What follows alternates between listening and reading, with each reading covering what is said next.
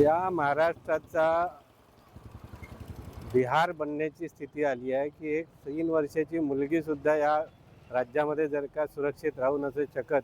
आणि दुर्दैव असं आहे की या घटनेची जबाबदारी सुद्धा मुख्यमंत्री म्हणून गृहमंत्री म्हणून कोणीच घ्यायला तयार नाही.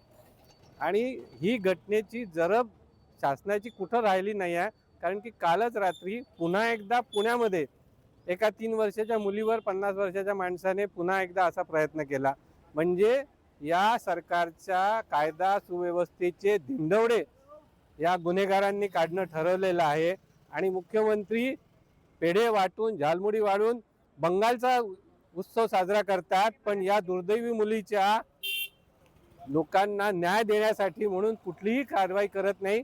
फक्त आम्ही पकडलं त्याला आणि आम्ही कारवाई करू आणि फास्ट ट्रॅक करू एवढंच म्हणतात आहे. पण मला असं वाटतं की त्या नराधमाच्या बायकोने सुद्धा म्हटलं आहे की या माणसाला जिवंत जाळा, पण ताबडतोब तेव्हाच माझ्या पण आत्म्याला शांती मिळेल. तर इतकी तीव्र प्रतिक्रिया जर का त्या व्यक्तीच्या गुन्हेगाराची पत्नी करू शकते, पण आमचे गृहमंत्री मात्र दुसऱ्याच आनंदात राहतात, हे या देशाचं आणि या राज्याचं दुर्दैव आहे.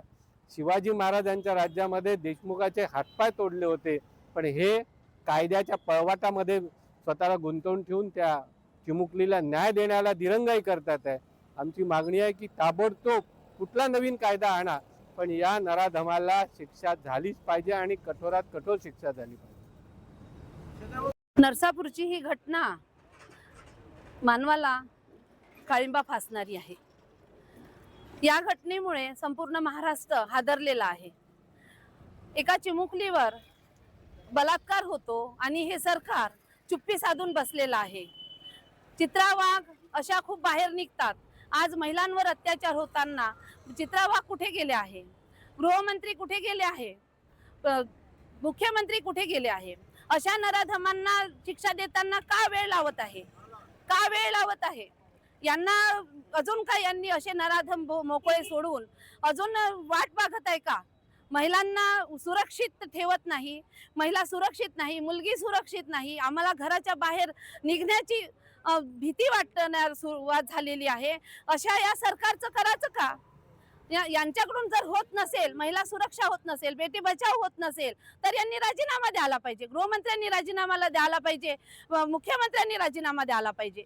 आणि इतका वेळ त्याचा तुम्हाला जर हे नसन, त्यांना जर तुम्हाला सुरक्षा देता येत नाही, महिलांना सुरक्षा देता येत नाही आणि अपराध्याला शिक्षा देता येत नाही, तुम्ही आमच्या स्वाधीन करा. आम्ही बघू आमच्यावर अत्याचार करणाऱ्या नराधमाचं काय करायचं.